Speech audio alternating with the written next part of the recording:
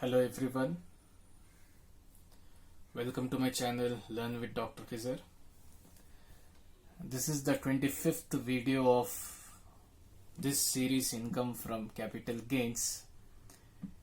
I think this series lasted very long, from so many days we are learning this, and this is the 15th problem what we are going to discuss today.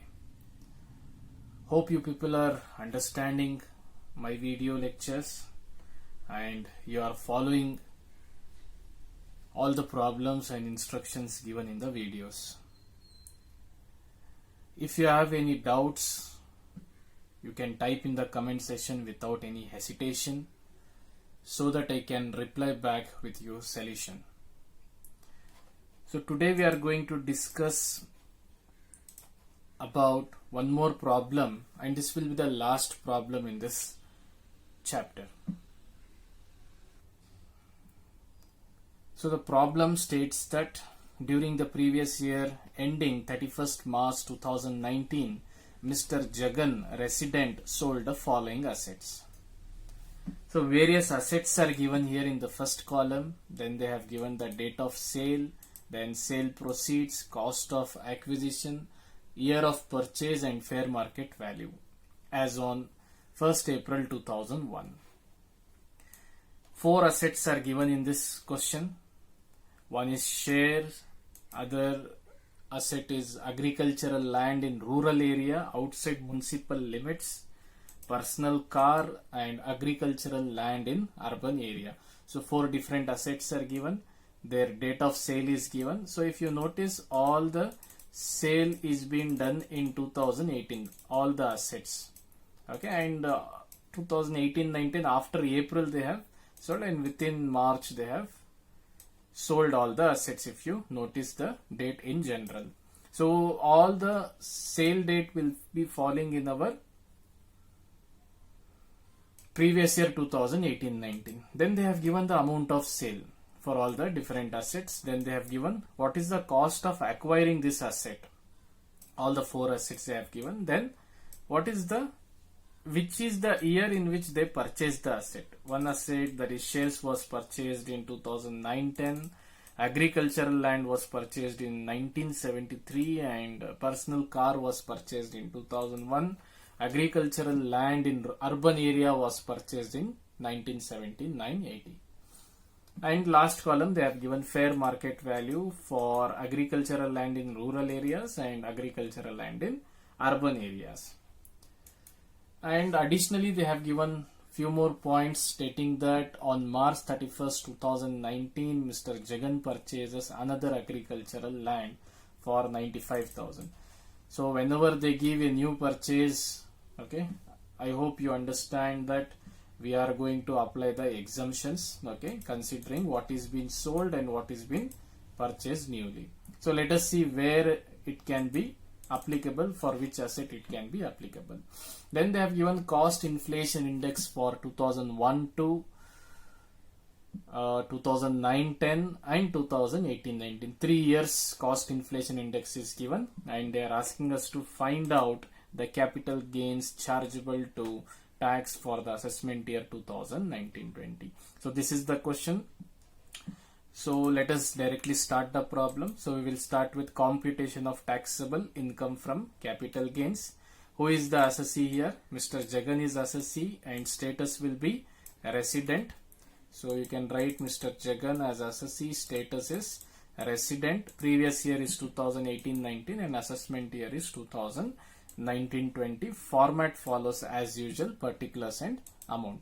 So individually we will try to solve the problem. Okay, so here first asset they have given as shares.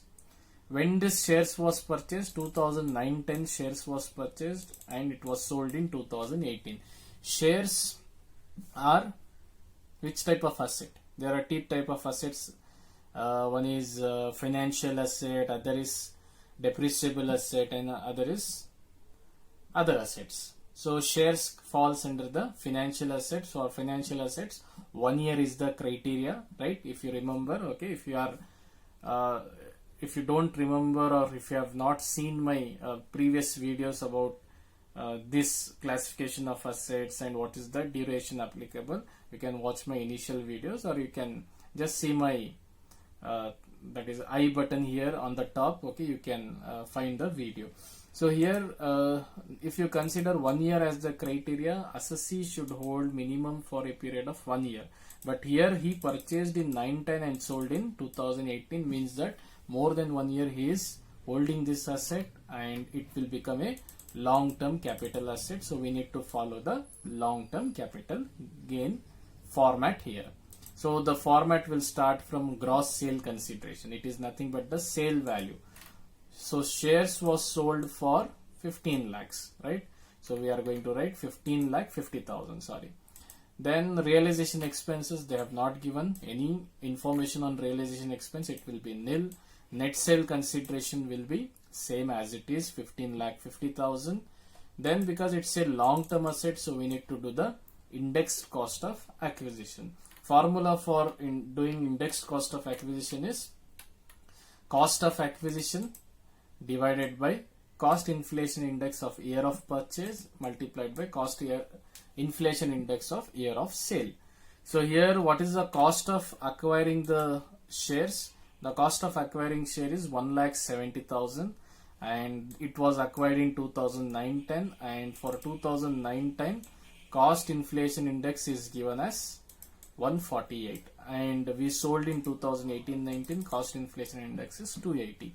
So 1,70,000 divided by 148 multiplied by 280. If you do 1,70,000 cost of acquisition divided by cost inflation index of year of purchase, that is 148 multiplied by 280, that is the cost inflation index of year of sale, you will get an answer of 3,21,622.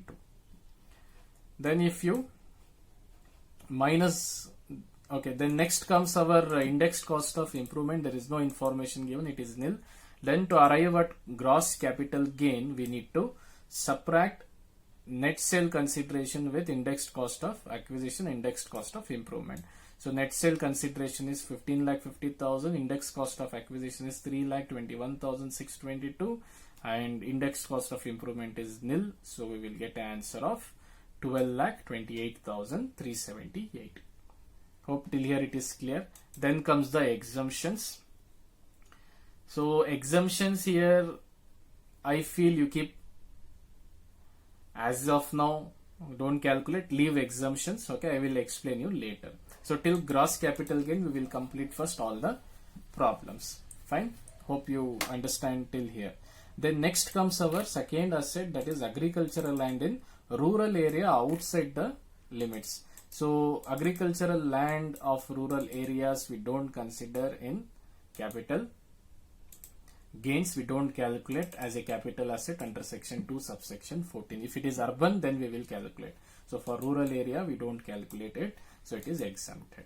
Then third asset given here is personal car, because it's a personal car, so even we don't consider personal car as an capital asset under section 2 subsection 14, so it is also considered to be exempted, or you can write as no calculations required for this. Then fourth asset comes agricultural land in urban area. So here we are going to calculate. So the agricultural land in urban area was purchased in 1979 and was sold in 2018. Agricultural land falls under the category other assets. Other assets states that if the assessee holds for a minimum period of 3 years or more, it will be considered to be long-term capital asset. So in our problem, purchase was done in 79 and sale was done in 2018. So assessee is having this asset for more than a period of 3 years, so it will be considered as long-term capital asset. So we will follow the format of long-term capital asset. It starts with gross sale consideration. We sold this agricultural land in the year 2018 for 30 lakhs. So 30 lakhs minus realization expense, they have not given any expense. Then net sale consideration will be as it is 30 lakhs. Then comes your indexed cost of acquisition, because it's a long-term capital asset, we need to do indexing. So here what is the cost of acquisition? So formula is cost of acquisition divided by cost inflation index of year of purchase multiplied by cost inflation index of year of sale. But here in this point, if you notice, they have even given fair market value also for this, right? In our shares, they had not given fair market value, so directly we applied. Whenever they gave the fair market value, you need to do first a revised cost of acquisition. So let us see how to calculate. Already we have done in our previous problems also. So formula will be now indexed cost of acquisition equals, instead of directly taking cost of acquisition, now we are going to consider revised cost of acquisition divided by other things will remain same. Okay, as usual formula. So let us first calculate the revised cost of acquisition. So how to calculate? We will see cost of acquisition, compare that with fair market value as on 1st April 2001. We will get the revised cost of acquisition. Whichever is higher, we are going to take. So how much is our cost of acquisition given in the question, and how much is our revised fair market value, we will see. So for agricultural land, cost of acquisition is given as 2,50,000, and revised cost of fair market value for this is given as 2 lakh. So 2,50,000 or 2 lakh, whichever is higher, we are going to consider. So 2,50,000 or 2,50,000 is higher, so that will be our revised cost of acquisition. To take that value now, revised cost of acquisition divided by cost inflation index of year of acquisition. So our asset was purchased in 1979, so we don't have cost of acquisition for the year 1979 because our cost inflation index will start from 2001 onwards, right? So we will take the cost inflation index of 2001 to itself. Okay, so that is 100. So we will take here, where is that? Yeah, here. So 2,50,000 is our revised cost of acquisition, and cost inflation index of the year of acquisition is 1979. We don't have cost inflation index, it starts from 2001. So we will take cost inflation index of 2001, that is 100, multiplied by cost inflation index of previous year in which the asset is sold. So we sold asset in our previous year 2018-19. For that, cost inflation index was 280. This is our previous year 18-19, so it is 280. So if you apply this formula, you will get answer of 7 lakhs. So that you can write as indexed cost of acquisition. Hope this is clear to you. Then comes indexed cost of improvement. No information is given on this, it is nil. Then you subtract net sale consideration with indexed cost of acquisition, indexed cost of improvement to arrive at gross capital gain. So if you minus 30 lakhs minus 7 lakhs, you will get 23 lakh. This is your gross capital gain. So till here it is clear. So we have calculated gross capital gain for shares, gross capital gain for agricultural land in urban area. So this two, because no calculations are there, you skip those things. Now comes the exemption. Here we have to see now. On March 31st, 2019, Mr. Jagan purchased another agricultural land for 95,000. So here, because directly we have agricultural land sold and agricultural land purchased, I think section, I will show you here. I think section 54B can be applied directly here because agricultural land should be sold here and agricultural land should be purchased here. So instead of writing for shares, okay, we can write directly for agricultural land itself. So let us close the matter of shares now. So here gross capital gain we did for shares minus exemption, it is nil. Taxable capital gain will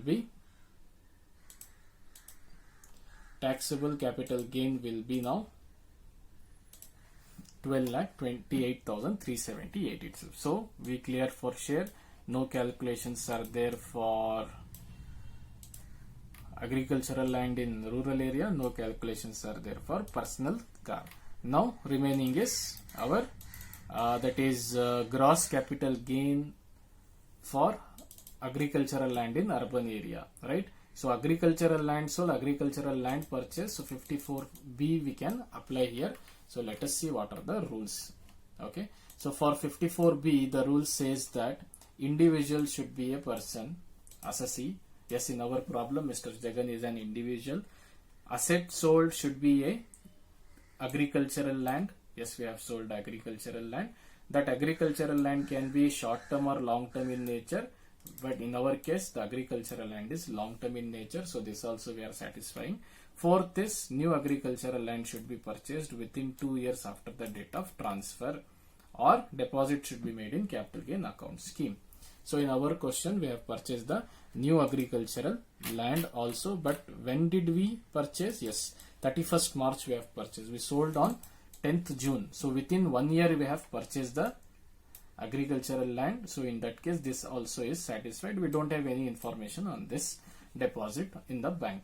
Now all the 4 points are satisfied. Now we can apply section 54B in our problem. Now what is the amount we should give for exemption? Here is the format. Gross capital gain should be compared with the cost of new land and amount deposited in capital gain account scheme. So fourth point full we have to compare with the gross capital gain. So let us come back to our problem here. So our gross capital gain we got in this problem was 23 lakhs, right? 23 lakhs should be compared with the new cost of agricultural land, that is 95,000.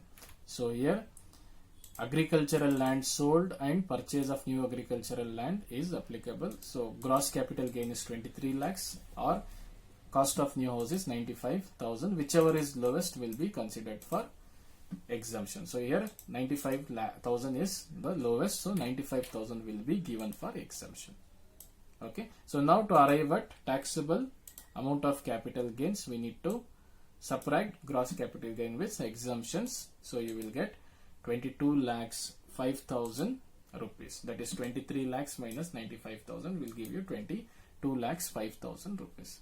Okay, now to calculate overall capital gain, add all the capital gain. Shares we got 12 lakh 28,378 plus 22 lakhs 5,000, you will get 33 lakh 33,378 rupees. Hope this is clear to you.